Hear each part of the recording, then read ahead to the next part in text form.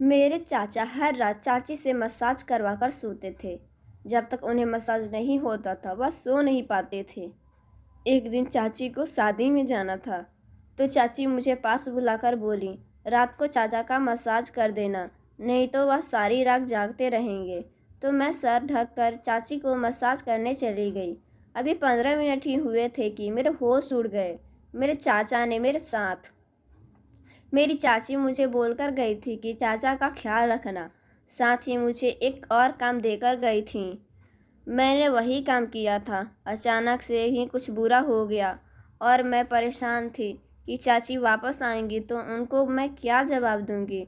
वह कहेंगी कि मैं तो तुझे चाचा का ख्याल रखने के लिए कहा था और तूने ये सब कर डाला।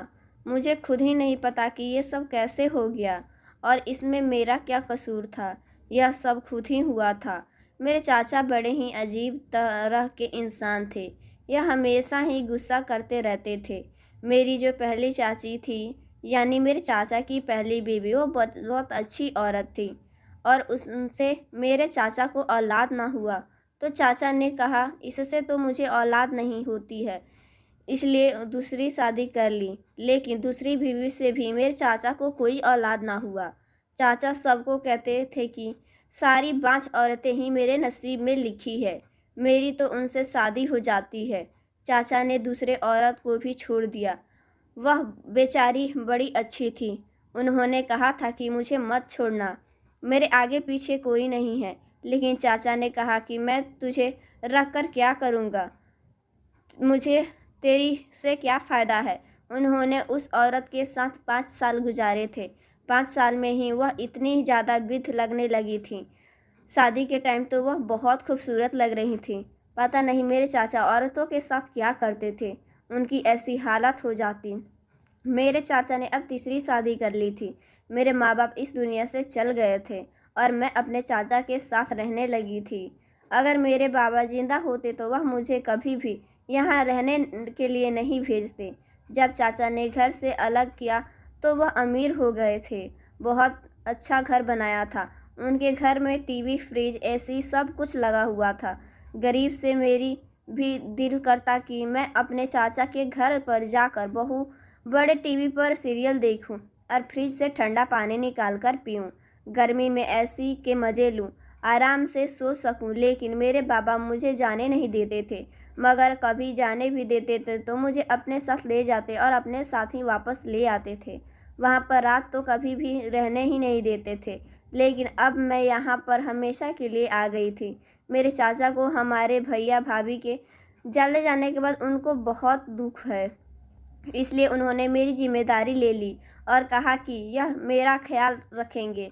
जो मेरी तीसरी वाली चाची थी, यह भी मासूम थी। चाचा कहते कि मेरे नसीब में सारी बास औरतें ही लिखी हैं जो बच्चे पैदा नहीं कर सकती हैं। लेकिन दरअसल उनके नसीब में ऐसी औरतें आई थी जो बहुत ज़्यादा शरीफ और मासूम होती थी। यह चाची भी बहुत अच्छी थी। मेरे चाचा मेरी चाची से बहुत ज़्यादा सेवा करवाते थे। पूरा दिन उनकी कोई ना कोई फरमाइश होती थी। बिन मौसम चीज़ें पकवाते रहते थे। कभी पकौड़े बना दो तो कभी चाय बना दो और मुश्किल से मुश्किल खाना भरपेट खा पाते थे। मुझे कहते थे कि तुम भी खाया पिया करो, ऐश किया करो, काम करने की कोई ज़रूरत नहीं है। वैसे भी घर के कामों के लिए नौकर रखे हुए थे, लेकिन खाना पकाने की सारी जिम्मेदारी मेरी चाची पर ही थी। मैं उनकी मदद किया करती थी, पर मेरे चाचा कहते थे कि कोई ज़रूरत नहीं है तुम्हें काम करने की।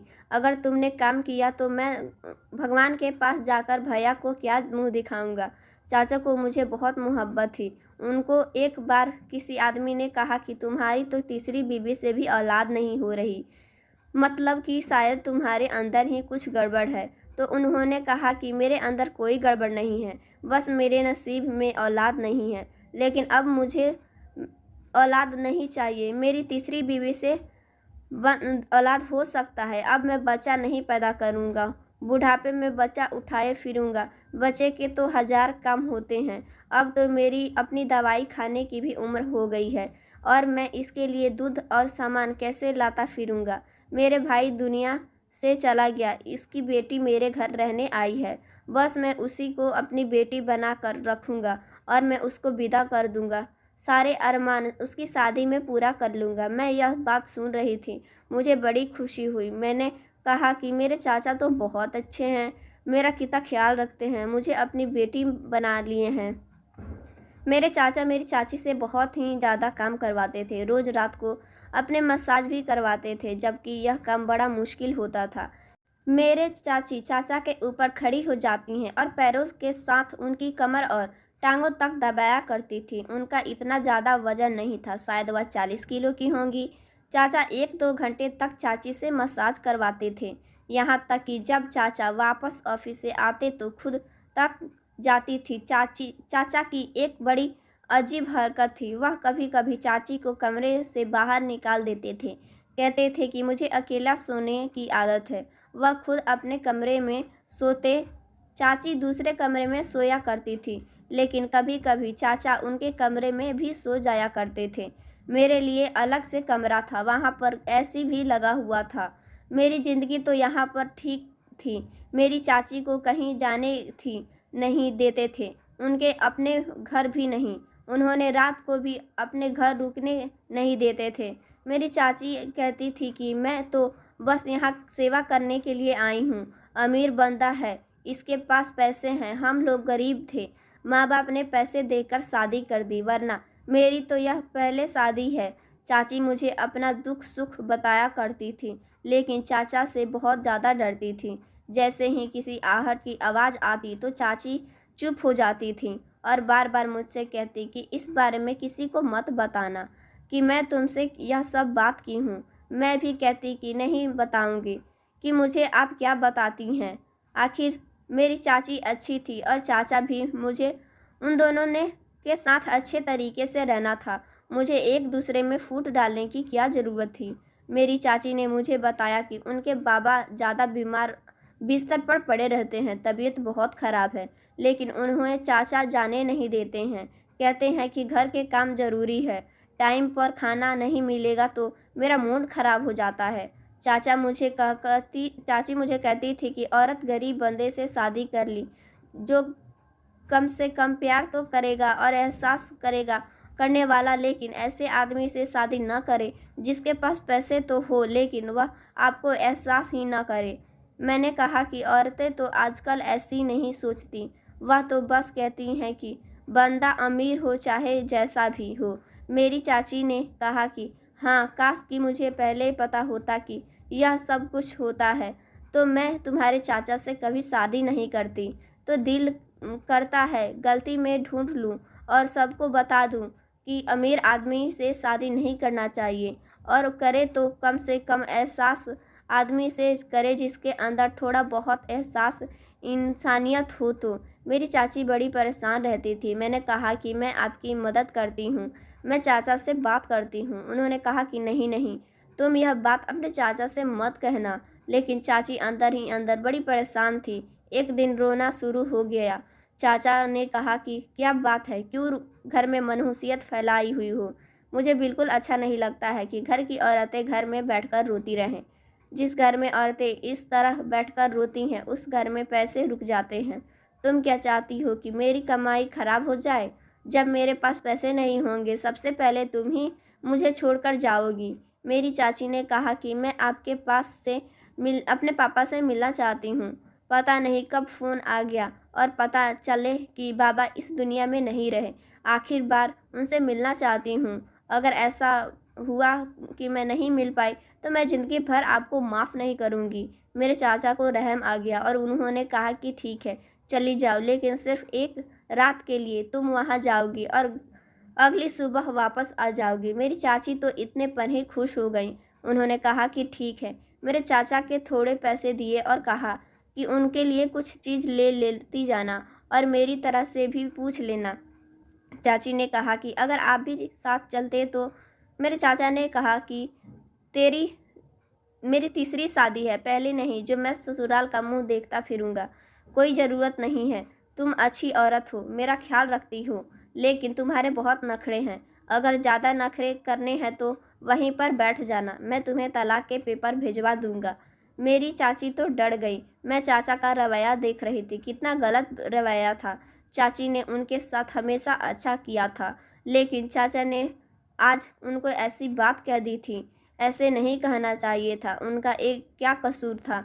वह कहने लगी कि दिल तो नहीं कर रहा कि जो, लेकिन एक तरफ आप हैं और एक तरफ मेरा घर है और बाबा इस दुनिया से जाने वाले हैं। अगर बाबा से ना मिली तो जख्म बनकर मेरे दिल में बात बैठ जाएगी, मुझे अंदर ही अंदर खा जाएगी। लेकिन अगर वहाँ से आने में देर हो गई तो तुम्हारे चाचा मुझे तलाक दे देंगे। बस तुम पीछे से सब कुछ संभाल लेना, ऐसा मौका न देना उन्हें मेरी याद आए। मैंने कहा आप फिक्र न करो, मैं उनको टाइम से सारी चीज़ें दे दिया करूँगी, तो वह यह नहीं कहेंगे। मैं सारी चीज़ बहुत अच्छे बनाऊँगी जो उनको बहुत पसंद आएगी।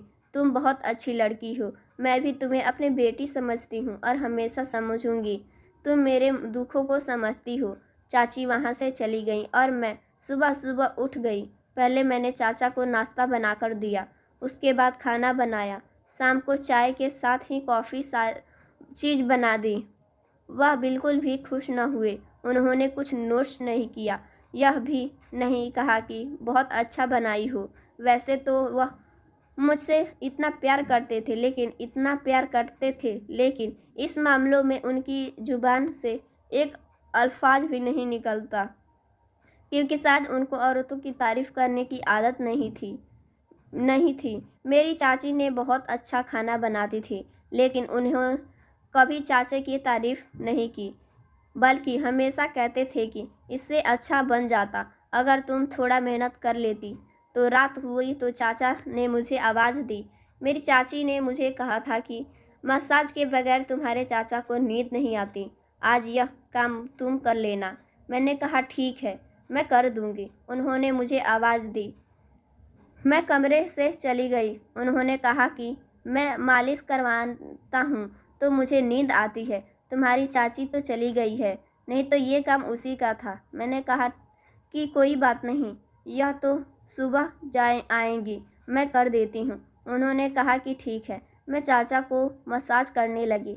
मुझे चाचा ने कहा था कि वह दो घंटे तक मसाज करवाते हैं, इसलिए मुझे पता था कि मेरी जल्दी ही छुट्टी नहीं होने वाली है।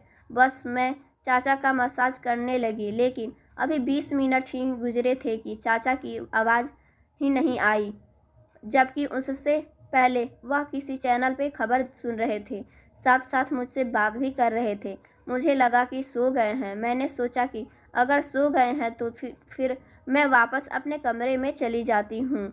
मैं कमरे में चली गई। मेरी छुट्टी हो गई थी 20 मिनट में ही। मेरी जान छूट गई। लगता है मैंने बहुत अच्छे से मसाज किया है, तभी उनको नींद आ गई। शायद थके हुए थे। मैं कमरे में आई तो चाची के घर से फ़ोन आया था। चाची को बाबा गुजर चुके थे। चाची ने कहा कि तुम अपने चाचा को लेकर जल्दी यहाँ पर पहुँचो। मैं चाचा के कमरे में उनको जगाने के लिए गई।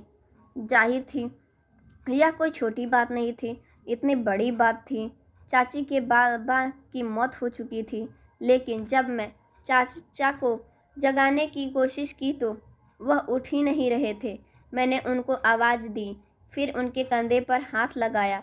जब मैं उनके तरफ गौर से देखा तो न जाने क्यों मुझे ऐसा लगा कि जैसे वह इस दुनिया में नहीं रहे, इस दुनिया से जा चुके हैं। लेकिन मैं वापस पास वाली आंटी के घर पर चली गई। वह बहुत अच्छी थी। उनके परिवार से हमारे अच्छे ताल्लुकात होते थे और उनके छोटे बच्चे थे। वह वहीं पर ही रहती थीं। मैंने उनको कहा कि मेरे चाचा उठ नहीं रहे हैं।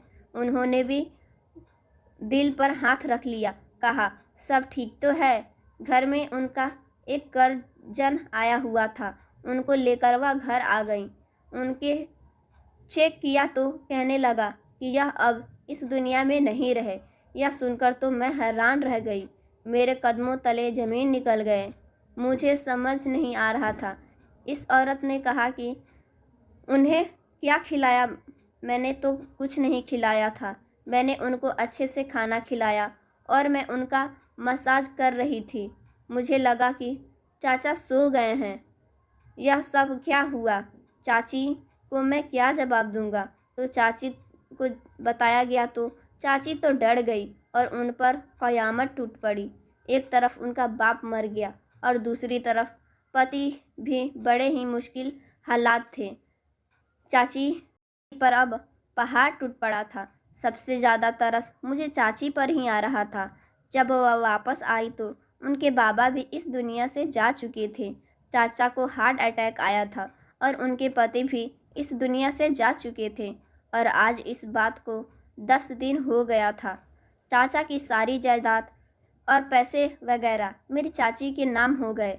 मेरी चाची अब इस धन दौलत के मालकिन हो गई थी और अब मैं और मेरी चाची इस घर में रहते हैं। मेरी चाची ने कभी चाचा का जिक्र नहीं किया तो कभी भी यह नहीं कहा कि मुझे उनकी याद आ रही है। याद भी कैसे आएगी, उन्होंने उनको बहुत तंग जो किया था। मैं चाची की एक बहन भी थी जो अकेली हो गई थी। वह भी हमेशा साथ रहती थी। उनकी एक मेरी उम्र बराबर है। मुझे तो एक अच्छी सहेली मिल गई थी। उनके साथ वक्त अच्छा गुजर जाता था। हम दोनों ने पढ़ाई भी शुरू कर दी। चाची कहती कि मैं तुम दोनों को पढ़ाऊंगी ताकि तुम लोगों की शादी एक अच्छे घर में हो जाए और तुम लोग के माँ बाप नहीं हैं, मैं ही हूँ और मैं तुम लोगों की शादी ऐसे घर में करूँगी जिसमें न सिर्फ लड़के के पास पैसा और दौलत होगा बल्कि आदत और एहसास भी होगा। दौलत वाले देखकर तुम्हारी शादी नहीं करूँगी। यह जो लोग बेटियों की शादी जो दौलत देखकर कर देते हैं, अपनी बेटी के साथ बहुत बड़ा जुल्म करते हैं। मैंने तुम दोनों को अपनी बेटी माना है। मैं तुम्हारे साथ ऐसा नहीं करूँगी। अच्छी जगह तुम्हारी शादी करवाऊँगी। चाची बहुत अच्छी थी, हमारा बहुत ख्याल रखती थी। चाचा के साथ शायद यही होना था। उन्होंने इतनी औरतों का दिल जो दुखाया था क्योंकि मेरी चाची ने मुझे बताया कि तुम्हारे चाचा कभी बाप नहीं बन सकते थे, लेकिन हमेशा इस बात का इल्ज़ाम हम औरतों पर लगाते थे और उन्हें तलाक देकर उनकी ज़िंदगी बर्बाद किया कर देते थे। तभी तो वह इस दुनिया से चले गए। अभी तो उनके साथ अच्छा ही हुआ है, वह नींद में अपनी जान खो बैठे, नहीं तो ऐसे लोगों का अंजाम अच्छा नहीं होता है और दुनिया तमाशा देखती है। धन्यवाद दोस्त। आपको मेरी स्टोरी अच्छी लगी हो तो लाइक कीजिएगा। ऐसे स्टोरी सुनने